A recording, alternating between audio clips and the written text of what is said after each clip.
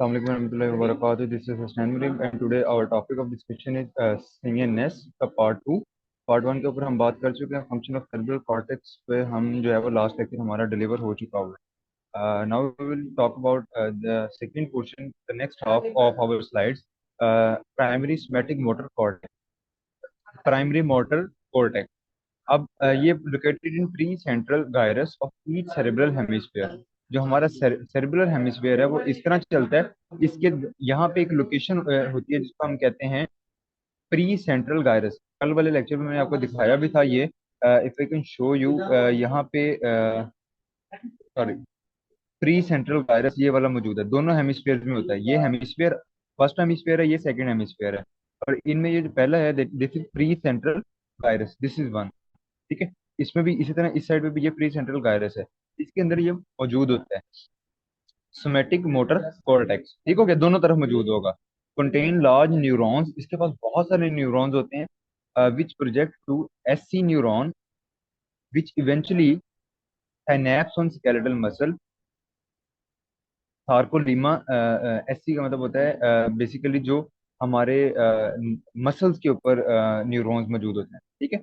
तो यहाँ से इस एरिया में जो न्यूरॉन्स होते हैं ये अपने लिंकेज बनाते हैं टूवर्ड्स द स्केलेटल मसल्स। ठीक है।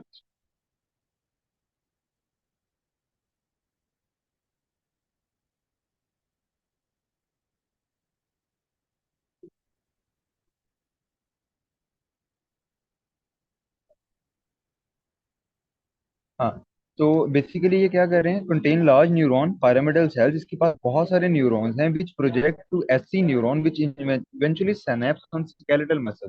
तो वो साइनैप्स का मतलब क्या होता है, एक लिंक होना। ठीक है।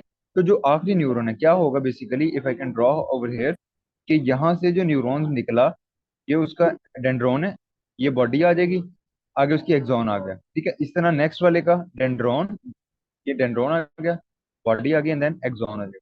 इस तरह लास्ट जो है वो चला जाएगा इस तरह स्केलेटल मसल के ऊपर। ठीक है। ये आ गया स्केलेटल मसल के ऊपर और ये स्केलेटल मसल के ऊपर अपनी, यानी कि यहाँ से सिग्नल जो है वो स्केलेटल मसल तक आएगा। Allowing for voluntary motor control. Voluntary motor control कौन सा कंट्रोल होता है, जो कि आपके मुताबिक होता है। तो यानी कि ये वो ब्रेन का पोर्शन है जिससे आप अपनी मसल्स को कंट्रोल कर रहे हैं। हाथ उठाना, नीचे लेके जाना, टांगे आगे पीछे करना, चलना फिरना, जो भी आपकी मूवमेंट वॉलंटरली है, जो आप खुद से करते हो, जो आपकी मर्जी से होती है, वो सारी की सारी जो है वो कौन कंट्रोल कर रहा है, प्राइमरी सिमेटिक मोटर कॉर्टेक्स, जो कि मौजूद कहाँ पे है, प्री सेंट्रल गायरस में। These pathways are known as the corticospinal tract और pyramidal tract। इनको हम क्या कहेंगे, corticospinal tract या फिर pyramidal tract कहेंगे।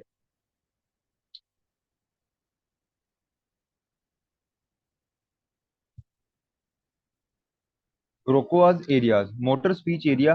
This is situated in the frontal lobe just above the lateral lateral sulcus and control muscle movement। Basically Broca area, अगर हम दोबारा से वापस चलें और हमने दूसरा जो स्ट्रक्चर देखना है वो है लेटरल सर्कल सल्कस। देखो ये लेटरल सर्कस मौजूद है, ये वाला जो कि हमने पढ़ा था कि वो कौन से लोब, पैरेटल लोब और दूसरा हमारा जो टेम्पोरल लोब है, इन दोनों को जो सेपरेट करता है ये हमारा हो गया पैरेटल लोब, जो स्काई ब्लू कलर का है। जो डार्क ब्लू कलर है, ये जो पर्पलिश कलर है, दैट इज टेम्पोरल लोब। इन दोनों के दरमियान में जो सल्कस है, ये जो ग्रूव है, जो एरिया है, जो दरार है, उसे हम कहते हैं लेटरल सल्कस। ठीक है। इस एरिया में मौजूद होता है हमारा ये वाला पोर्शन जिसको हमने कहा, जस्ट अ मिनट मैं वापस जा रहा हूँ, ब्रोकवास एरिया। ये मोटर स्पीच एरिया है। अब यहाँ पे जो ये मौजूद है, it is necessary to control muscle movement necessary for speech. ये बोलने के लिए जितने मसल्स रिक्वायर्ड हैं ये उनमें हेल्पफुल होता है। It is dominate in left hemisphere in the right handed people and vice versa.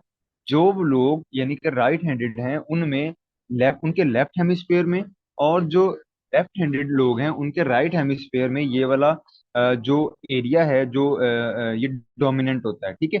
यानी कि अकॉर्डिंग टू लेफ्टी और राइटी जो है वो उसके हिसाब से ये एरिया डोमिनेट करता है। तो जस्ट लाइक दिस, अब अगर हम ऊपर वाले की बात करें, जिस तरह ये मोटर कॉर्टेक्स यहाँ पे मौजूद है, तो ये पेरिटल और टेम्पोरल लोब के दरमियान में जो हमारे पास ग्रूव होगी, वहां पे मौजूद होगा हमारा स्पीच कंट्रोलर। तो वो यहाँ पे करके तकरीबन मौजूद होगा। ठीक है। Sensory area of the cerebral cortex. The somato sensory area and the auditory area. अभी तक हमने दो चीजों के ऊपर बात की है। पहला एरिया जो था वो हमारा था सुमेट प्राइमरी मोटर कॉर्टेक्स, जो कि कंट्रोल कर रहा है हमारे मसल मूवमेंट। ठीक है, सिंपल इज दैट कि वो हमारे जो मसल्स हैं लाइक लिम्स की, हाथों की मूवमेंट है, टांगों की मूवमेंट है, वो उसको कंट्रोल कर रहा है। Then we have Broca's area, ये हमारे स्पीच बोलने को कंट्रोल कर रहा है। Next we have the sensory area, जिसमें हमारे पास सोमेटो सेंसरी एरिया है, और दूसरा हमारे पास ऑडिटोरी एरिया है। The somato sensory area basically behind central sulcus. जो हमारा अबव ब्रोका था ये मौजूद था हमारा लेटरल सल्कस में। जो हमारा प्राइमरी था ये हमारा मौजूद था प्री सेंट्रल सर्कस गायरस में, गायरस या सर्कस। ठीक है, गायरस में वो जो होता है वो मैंने कल बताया था कि जो उभरा हुआ पोर्शन होगा दैट इज गायरस, और जो अंदर को एक दरार है दैट इज रेंज पे निकल गया था। जो बल्जिस हैं, उभरे हुए एरिया हैं दैट इज गायरस, और जो दरमियान में स्पेसिस हैं जो दरारें हैं दैट इज सल्काए, सल्काए या सल्कस। ठीक है, तो अब ब्रोकाज एरिया आ गया। सोमेटोसेंसरी एरिया कहाँ पे मौजूद है? सेंट्रल सल्कस में। बेशक आप इसका टेबल मैं आपको एक बना के दे दूंगा जिससे आपको इजीली याद हो जाएंगी चीजें। सेंसेशन ऑफ पेन, टेम्परेचर, यानी कि सेंसेशन जितनी भी है उसको ये कंट्रोल कर रहा है एरिया। टच है, प्रेशर है, टेम्परेचर है, पेन है, muscular movement and the position of joint are received. आपको पेन, आपकी टेम्परेचर, प्रेशर और touch awareness of muscular movement. Muscle जब मूव करते हैं तो उनकी वजह से जो प्रेशर प्रोड्यूस हो, उनके टेम्परेचर उनमें प्रोड्यूस होगा, उनमें अगर पेन आती है या कोई टच सेंसेस हैं तो उनको ये सेंस करता है, सोमेटो सेंसरी एरिया। दूसरा हमारे पास ऑडिटोरी एरिया। ऑडिटोरी लफ्ज से बताता है कि ये सुनने वाला है। Lies below lateral sulcus in temporal lobe.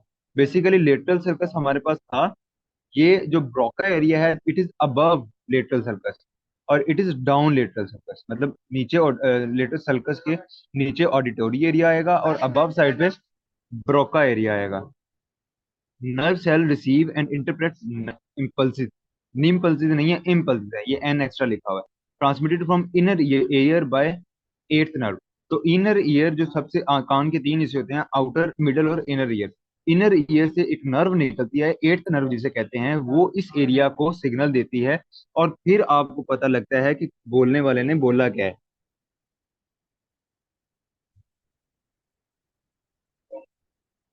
Next we have olfactory area. ये स्मेल कहते हैं, ऑल्फैक्टरी का मतलब होता है स्मेल करना। ये टेम्पोरल लोब के अंदर मौजूद है। तो सबसे ऊपर था हमारे पास ब्रोका एरिया, जो कि लेटरल सर्कस से ऊपर था। ठीक है, वो हमारी कंट्रोल कर रहा था स्पीच को। लेटरल सर्कस से बिल्कुल नीचे जो है वो हमारे पास आ गया ईयर के लिए, सुनने के लिए ऑडिटोरी एरिया, और उससे नीचे टेम्पोरल लोब जो शुरू होता है वहां पे हमारे पास मौजूद है ऑल्फैक्टरी एरिया, जो कि नोज से जो है वो transmitted by first cranial nerve are received and interpreted. कि पहली जो क्रेनियल नर्व मैंने कल भी आपको बताया था, ऐसी नर्व जो ब्रेन से निकलती हो, उसके जरिए वो वहां से क्या करेगा, कंट्रोल करेगा और उस चीज को यानी कि सूंघने में मदद करेगा। टेस्ट एरिया जो है वो लेटरल सर्कस के ऊपर मौजूद है in deep layer of somatosensory area. Basically ये जो स्मेटोसेंसरी एरिया था जो कि हमारा कहाँ मौजूद था, area behind central sulcus, central sulcus के पीछे। और सेंट्रल सर्कस हमारा कहाँ पे है? लेटरल सर्कस के ऊपर। ठीक है, अगर हम इसको डिब्बे में बनाएं तो नीचे हमारे पास लेटरल सर्कस आएगा, सेंट्रल सर्कस ऊपर आएगा, और उसके पीछे जो है वो स्मेटोसेंसरी एरिया है। ठीक है, अब स्मेटोसेंसरी एरिया के अंदर मौजूद है टेस्ट एरिया, जो कि टेस्ट, क्योंकि taste is a sensation too, तो ये टेस्ट को भी कंट्रोल कर रहा है। Impulse from sensory receptor in taste bud are received and seed as taste, और उससे आपको पता लगता है कि व्हाट यू हैव ईटन और उसका टेस्ट क्या है।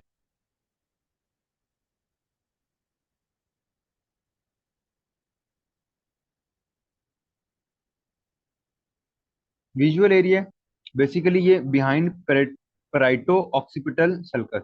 ये अगर आप सिर्फ एक ब्रेन का स्ट्रक्चर ले लो ना, ये वाला,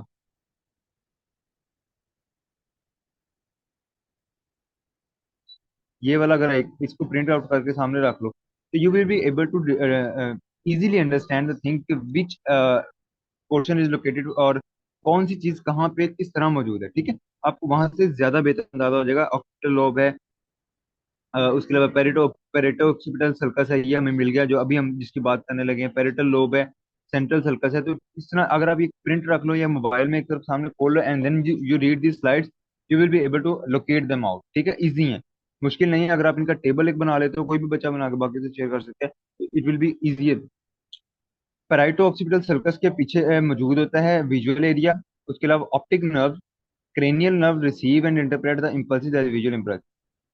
जो नर्व नंबर 2 है, फर्स्ट कहाँ से जा रही है? फर्स्ट हमारी जा रही है फ्रॉम ऑल्फैक्टरी, नोज से, ठीक है। जो पहली क्रेनियल नर्व है वो सूंघने में मदद करती है, जो दूसरी क्रेनियल नर्व है वो देखने में मदद करती है।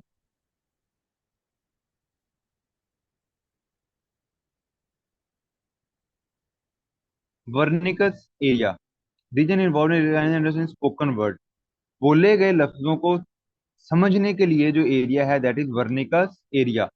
Junction of parietal and temporal lobe, parietal lobe, temporal lobe, दो जो लोब्स होंगे उनका जो जंक्शन होगा, दैट इज वहां पे ये मौजूद होता है, one hemisphere only, usually left, और सिर्फ एक साइड पे।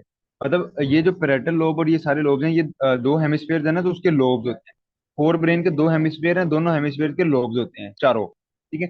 तो ये जो एरिया है वर्निकस एरिया, ये ज्यादातर जो है वो मौजूद होता है कहाँ पे? सिर्फ लेफ्ट हेमिस्फीयर में, एक हेमिस्फीयर में होता है, ठीक है। दोनों हेमिस्फीयर में वर्निका एरिया नहीं होगा। विजुअल एरिया दोनों में मौजूद है, ठीक है। ऊपर भी हमने ऑल्फैक्टरी एरिया, टेस्ट एरिया दोनों में मौजूद थे। ऑडिटोरी और ये स्मेटोसेंसरी दोनों में मौजूद थे। ब्रोका एरिया भी दोनों में मौजूद था, लेकिन ये था रिवर्स पे। एक इधर वाले लेफ्ट हैंडेड वालों में राइट साइड पे मौजूद था, और राइट हैंडेड वालों में लेफ्ट साइड पे ब्रोका एरिया मौजूद था, ठीक है, दोनों में। लेकिन जो हमारा वर्निकस एरिया है, जो कि इसमें हेल्प करता है कि बंदा जो है वो लफ्जों को समझे कैसे, उसको जो भी बोला गया उसको इंटरप्रेट करना कि मतलब क्या है इस बात का, उसके लिए ये एरिया स्पेसिफाइड है। आउटलाइन बाय डैशेज, ये जो डैशेज लगी हुई है, ये वाला जो एरिया है, that is Wernicke's area. Pathology, comprehension impaired for written and spoken language, output fluent and voluminous। Basically अगर ये प्रॉपर एरिया वर्क ना करे या इसमें कोई इश्यू हो जाए, कोई मसला हो जाए, तो उसकी वजह से सामने वाला बोल क्या रहा है वो अंडरस्टैंड करना उस बंदे के लिए मुश्किल हो जाता है। सामने वाला क्या बोल रहा है, रिटन लिखा हुआ क्या है, और स्पोकन बोला क्या जा रहा है, ये उससे बच्चे को पता, बच्चा या जो भी पर्सन है उसको समझ नहीं आती। But incoherent words understandable but don't make sense.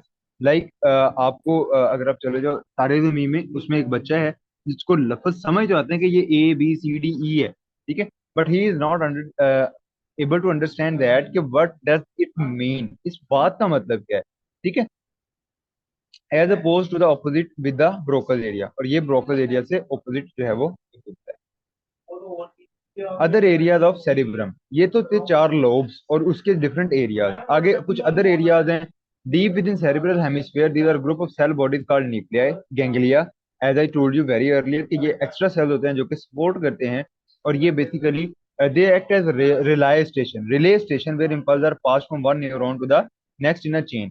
तो बेसिकली एक न्यूरॉन और दूसरे न्यूरॉन के दरमियान में जो गैप होता है, वहां पे गैंग्लिया मौजूद होते हैं, और ये उसके इर्द गिर्द भी जिसमें फिलिंग एरिया होता है, फिलिंग मटेरियल होता है ना, उस तरह ये होते हैं। And they help to in the transmission of nerve from one neuron to the next neuron.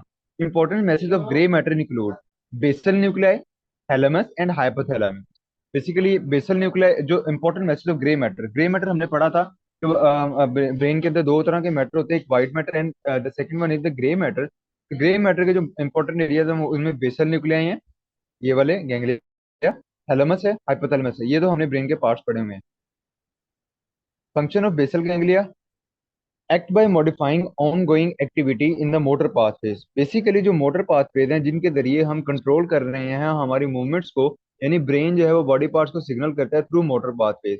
उन मोटर पाथवेज को मॉडिफाई करना, उनके अंदर कुछ ऑलरेडी जो उनकी एक्टिविटी चल रही है, अगर हैंड मूवमेंट हो रही है, उसको कंट्रोल करना, उसको मॉडिफाई करना, जो बेसल गैंग्लिया का फंक्शन है। Inhibit muscle tone, proper tone balance the excitatory and inhibitory input to motor neuron that intervene the skeletal muscle। Basically जो आपकी एक प्रॉपर टोन होती है, मसल टोन क्या होती है कि जो आपका मसल है ना, वो दो कंडीशन में होता है, या वो एक्साइट होता है या इनहिबिट होता है, ठीक है। मतलब एक्साइट इनहिबिट ये कॉन्टिन्यूस स्टेप होता है, कॉन्टिन्यूस फेज होता है, मसल एक्साइट कर रहा है, इनहिबिट कर रहा है, एक्साइट कर रहा है, इनहिबिट कर रहा है, और दोनों के लिए अलग अलग सिग्नल आते हैं, एक्साइटरी सिग्नल एंड इनहिबिटरी सिग्नल। अगर तो मतलब एक्साइट कर गया उसके बाद इनहिबिट करना है, तो उस चीज को कंट्रोल करता है। अब कंट्रोल, ब्रेन ने तो सिग्नल दे दिया है, आगे उसकी रिक्वायरमेंट कितनी है, उसको मैनेज कैसे करना है, उसका एक बैलेंस मेंटेन करना है, वो काम हो जाएगा बेसल गैंग्लिया का। Select and maintain purposeful motor activity while suppressing unwanted pattern of movement. अब ब्रेन ने एक सिग्नल भेज दिया कि मूवमेंट कर दो, ठीक है, but unwanted movement to avoid unwanted movement, या बहुत ज्यादा जो किसी भी मसल की मूवमेंट है, या बॉडी के अंदर किसी भी पार्ट की मूवमेंट बहुत ज्यादा अगर हो रही है, तो वो उसको कंट्रोल कौन करेगा? Basal ganglia. तो बेसिकली किस तरह होता है कि इकट्ठा ही ब्रेन एक सिग्नल दे देता है, अब उसको अकॉर्डिंग टू रिक्वायरमेंट कि हमें कितनी मूवमेंट रिक्वायर्ड है, उसके मुताबिक जो मॉडिफाई करना है, that will be the function of basal ganglia. Monitor and coordinate slow and sustained contraction, especially those related to posture and sport। Basically अब देखो, अगर एक बंदा मूव कर रहा है और ब्रेन ने सिग्नल दे दिया कि पाँव को चलो, ठीक है, अब चल तो वो लेगा, लेकिन उस ब्रेन ने पूरा सिग्नल दिया हुआ है, बट अगर बहुत स्पीड से चलेगा तो पर्सन का बैलेंस खराब हो सकता है, पोस्चर खराब हो सकता है, उसको सपोर्ट सिस्टम प्रॉपर नहीं है। तो basal ganglia basically excessive movement को कंट्रोल करता है। एक्सेसिव मूवमेंट कंट्रोल हो जाएगी, उससे बॉडी में एक बैलेंस आता है और उसका पोस्चर जो है वो मेंटेन होता है। Regulate attention and cognition, brain है जो समझने की ताकत है उसको इम्प्रूव करता है। कंट्रोल टाइमिंग एंड स्विचिंग, आप किसी चीज को शिफ्ट, स्विचिंग होता है कि एक चीज से दूसरी चीज में शिफ्ट होना, एक काम कर रहे हो दूसरा काम करना, देख रहे हो उसके साथ सुनना, सुनते सुनते देखना, that is switching between thing, ठीक है, उस चीज को कंट्रोल करता है। Motor planning and learning, motor planning का मतलब होता है कि आपका जिस्म ओवरऑल कैसे फंक्शन करेगा, और आप जहन मतलब कोई चीज याद कैसे करोगे, उस चीज को भी बेसल गैंग्लिया जो है वो पोर्शन कंट्रोल कर रहा होता है। Diencephalon form the central core of the forebrain, basically जो फोर ब्रेन का सेंट्रल पार्ट है, दैट इज कोर का मतलब होता है ये जो सेंटर होता है, अगर एक सर्कल बड़ा ले तो उसका जो बिल्कुल सेंटर होता है दैट इज कोर, नहीं तो उसका आउटर पोर्शन होता है। सेंटर पोर्शन कोर होता है और आउटर पोर्शन का कुछ और नाम है, cortex. Okay, three paired structure है, थैलेमस, हाइपोथैलेमस एंड एपिथैलेमस। जो बेसिकली ये फोर ब्रेन है, इसका जो कोर है, that centre part is diencephalon. Diencephalon में तीन चीजें हैं, thalamus, hypothalamus and epithalamus. 80% of diencephalon जो है वो sensory transmission station where sensory signal can be edited, sorted and routed. जो बेसिकली सेंसेस से सिग्नल आ रहे हैं, हम पीछे भी देखे हैं, टच सिग्नल है, पेन सिग्नल है, टेम्परेचर है, वो सारे के सारे यहाँ आते हैं। यहाँ से जो है वो एडिट होके सॉर्ट करना है, रूट करना है, उनको आगे उनका रास्ता देना है कि भाई इस तरफ चले जाओ, फलां तरफ चले जाओ, all that is done here। Also has profound input on motor via the basal ganglia and cerebellum। Basically, this portion control basal ganglia and cerebellum, और उनकी फंक्शनिंग को ये कंट्रोल कर रहा है। अब बेसल गैंग्लिया के पीछे जितने फंक्शन थे हमारे, जो हम पढ़ के आए हैं, वो बैकग्राउंड में कहाँ से कंट्रोल हो रहे हैं? इस पोर्शन से कंट्रोल हो रहे हैं। इसी तरह सेरेबलम भी अपने फंक्शन करने में इनका इस एरिया का मोहताज है। एंड कॉग्निटिव फंक्शन, समझना, brain, thinking power, learning power जो है वो भी इस एरिया से कंट्रोल हो रही है।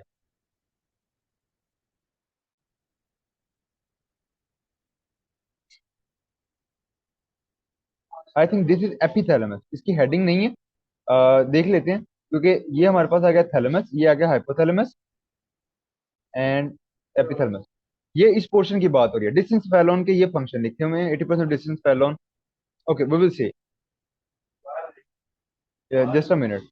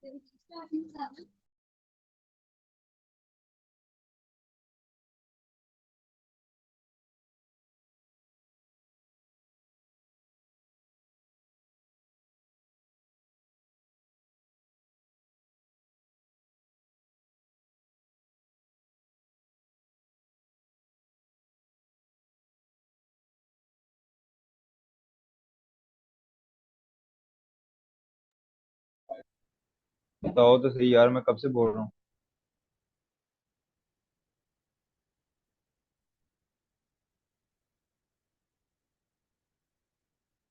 कहाँ पे थे हम? यहाँ से मैं चुप रहा हूँ। यहाँ से।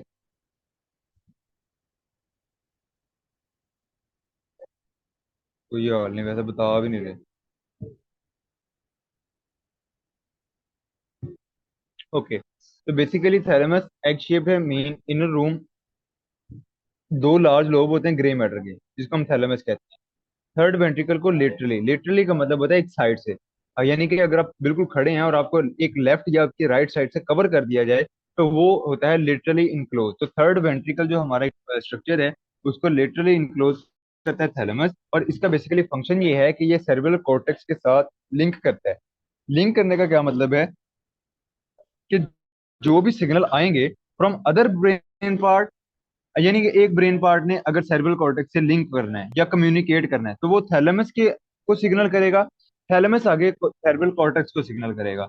इसी तरह ईयर से, रेटिना से जब सिग्नल आते हैं तो वो पहले थैलेमस में आते हैं। थैलेमस से आगे वो फिर जो है वो सेरेब्रल कॉर्टेक्स की तरफ भेजे जाते हैं। और जो भी सिग्नल्स की एडिटिंग है, either from the brain side और फ्रॉम द बॉडी साइड, अगर बॉडी से ब्रेन की तरफ कोई सिग्नल आ रहा है और वो थैलेमस से पास करेगा, तो थैलेमस उसकी एडिटिंग करेगा। ओवर एक्साइटेड अगर सिग्नल है या अंडर एक्साइटेड सिग्नल है, तो उसको उसके हिसाब से मैनेज करेगा। ठीक है। Then we have hypothalamus, basically ये inferior lateral wall. Inferior lateral wall क्या होता है? थर्ड वेंट्रिकल के नीचे वाली साइड से एक तरफ से इसको कवर कर लेगा। मैनी नेम्ड न्यूक्लिया, इसके अंदर बहुत सारे न्यूक्लिया मौजूद हैं, जिनमें ये कुछ हैं: dorsomedial, ventromedial, paraventricular, supraoptic and arcuate. ये जो ऊपर वाले तीन है, ये बेसिकली नेम की बेस में है। नेम क्या है? मीडियल का था सेंटर, उसकी जो एक साइड पे मौजूद है उसको डोर्सो मीडियल कह दिया, डोर्सल साइड पे जो मौजूद है। और जो वेंट्रोमीडियल है वो दूसरी साइड पे मौजूद है, सेंटर के एक तरफ जो मौजूद है उसको डोर्सोमीडियल, जो दूसरी तरफ मौजूद है उसको वेंट्रोमीडियल कह दिया। पैरावेंट्रिकल होती है सुप्रा ऑप्टिक, आ गया ऑप्टिक वाले पोर्शन से ऊपर। सुप्रा का मतलब होता है उसके ऊपर। ओके। फंक्शन है ऑटोनॉमिक रेगुलेटरी सेंटर। ऑटोनॉमिक का मतलब है कि जितने भी फंक्शन हमारे हमारे कंट्रोल में नहीं है, उनको ये कंट्रोल करता है। Heart rate, influence heart rate, blood pressure, respiratory rate, GI motility, कि आपके इंटेस्टाइन के अंदर खाना कितनी स्पीड से जा रहा है। पिपिलरी डायमीटर, आपके ये जो पिपिल है, जो जिसको क्या कहते हैं, डेला, जो भी है, आंख का ये जो एरिया होता है, ब्लैकिश एरिया, ये फैलता है, कम होता है, ये चीज। Can you hold your breath until you die? क्या आप अपनी सांस को तब तक रोक सकते हैं जब तक आप मर जाएं? Definitely no. ठीक है। ऑटोमेटिक बॉडी उसको अडॉप्ट करती है और आपको सांस लेना पड़ता है। ठीक है, because the brain signals that. ठीक है। तो ये जितने भी फंक्शन है, these all are voluntary function, involuntary sorry, खुद ब खुद हो रहे हैं, हम इनके कंट्रोल नहीं कर सकते। आपने फाइट एंड फ्लाइट मोड पढ़ा, कल मैंने आपको बताया भी था। उसके अंदर यानी कि ऑटोनॉमिक रेगुलेटरी सेंटर है। जितने भी हमारे ऑटोनॉमिक नर्वस फंक्शन है, वो सारे के सारे फंक्शन जो कि हमारे कंट्रोल में नहीं है, उनको कंट्रोल कौन कंट्रोल कर रहा है? They are control by the hypothalamus. Emotional response, fear, डरना, खुशी होना, ठीक है, भूख लगना, इस तरह की जो सारे सेंटर हैं, लाइक एक सिग्नल होना, एक बॉडी के अंदर एक्साइटमेंट आना, उन चीजों को कंट्रोल कर रहा होता है। इमोशनल रिस्पॉन्स को कंट्रोल करता है hypothalamus. Regulation of body temperature, regulation of food intake, आप contain a satiety centre. Satiety centre basically क्या होता है? सटाइटी कहते हैं पेट भरने को। ठीक है। तो जो हाइपोथैलेमस है, it contain a satiety centre, basically इसके पास एक ऐसा सेंटर है जो बताता है कि भाई अब पेट भर गया है। जब पेट भर जाए तो वो फिर सिग्नल करता है कि मजीद खाना ना खाया जाए। ठीक है। तो इसके पास एक स्टैटिक सेंटर होता है कि जो कि according to the need of body बताता है कि भाई पेट भर गया है। Regulation of water balance and thirst, प्यास का लगना भी इसके कंट्रोल में है। स्लीप वेक साइकिल, आप कितने बजे आप रूटीन होती है एक बंदे की, इतने टाइम पे उसको नींद आनी शुरू हो जाती है, और उसी टाइम पे वो डेली उठता है, अगर वो मैनेज करे उसको। ठीक है, तो स्लीप एक साइकिल कंट्रोल कौन करता है? हाइपोथैलेमस कंट्रोल करता है। उसके अलावा hormonal control, we all know that कि हमने एफएससी में पढ़ा है कि बहुत सारे जो ग्लैंड्स हैं वो तब तक काम ही नहीं करते जब तक कि हाइपोथैलेमस उन्हें सिग्नल ना करे। तो पहले हाइपोथैलेमस एक releasing hormone, gonadotropin releasing hormone, इस तरह करके मतलब कंट्रोल करता है, और उसके बाद फिर आगे फर्दर वो अपने फर्दर फंक्शन परफॉर्म करते हैं। Release hormone that influence hormonal secretion from anterior pituitary gland, release oxytocin and vasopressin. Directly ये ऑक्सीटोसिन और वेसोप्रेसिन की रिलीज करवाता है। और जो पिट्यूटरी ग्लैंड है, एंटीरियर पिट्यूटरी ग्लैंड, उस पे ये एक्ट करेगा। एंटीरियर पिट्यूटरी ग्लैंड के पास आगे फर्दर बहुत सारे हार्मोन्स हैं जो कि डिफरेंट ऑर्गन्स पे जाके फर्दर काम करते हैं। ठीक है, gonadotropin releasing hormone, thyroid stimulating hormone, these are release for anterior pituitary. और एंटीरियर पिट्यूटरी को कौन कंट्रोल कर रहा है? हार्मोन। ठीक है, तो hypothalamus. Hypothalamus is basically controller of releasing of many hormones, right. Then we have epithalamus, above the thalamus, thalamus के ऊपर मौजूद होगा, इसके पास पीनियल ग्लैंड होता है जो कि मेलाटोनिन रिलीज करता है। मेलाटोनिन बेसिकली हमारे स्लीप वेक साइकिल को कंट्रोल करता है, एंड मूड, और हमारा जो ओवरऑल मूड है उसको कंट्रोल करता है। ठीक है, next we have brain stem, जिसके अंदर मिड ब्रेन है, मिड ब्रेन एंड पॉन्स है, मेड्यूला ऑब्लोगोटा है। जो ब्रेन स्टेम है ये तीन पार्ट से बनती है, mid brain, pons and medulla oblongata. इसके अलावा हमारे पास हाइंड ब्रेन का एक और पार्ट है, दैट इज सेरिबेलम, वो अलग से पार्ट है। Pons, medulla oblongata and cerebellum are the part of hindbrain. While जब ब्रेन स्टेम की बात करोगे तो उसमें midbrain, pons and medulla oblongata है, सेरिबेलम नहीं है, right. That was all about the today's lecture. If you have any question you can ask me in the chat box और in the comment section. All clear? Any confusion? Table कौन yes. बनाएगा? छोटा सा table बनना है। मैं आपको बता देता हूँ किस तरह बनाना है। कोई एक बच्चा बना के बाकी से शेयर कर दे, ताकि सारे मतलब सारे अपना अपना ना बना के बैठे। करना कुछ नहीं है, आप एक कॉलम बनाओगे। पहले कॉलम में आप लिखोगे द पोर्शन मेटोसेंट्री, जिसमें यहाँ से ब्रोका एरिया है ना, primary motor cortex, Broca area, एक कॉलम ये बन गया पहला। देन टोमेटोसेंट्री एरिया, ऑडिटरी एरिया, ये लिख दो। उसके बाद इनका फंक्शन लिख लो, लोकेशन लिखो। लोकेशन में आप सिंपल लिखो above lateral sulcus, behind central sulcus, इस तरह आप बाकी सारे करते जाओगे। तीसरे में लिखो फंक्शन उसका क्या है, फंक्शन लिख दो। और चौथे में लिखो any special any other information. उसमें जिसमें ये राइट हैंडेड लेफ्ट हैंडेड वाली बात, इसमें नर्व एक्स्ट्रा बात है, आठवीं नर्व से ये निकलता है, this is an extra information. इसमें फर्स्ट क्रेनियल नर्व, इसमें अब नहीं है तो छोड़ दो खाली। तो इस तरह जो है आप इस को एक छोटा सा टेबल बना लो, तो ये आपकी 5-7 स्लाइडें जो है आपको याद हो जाएंगी। क्लियर है?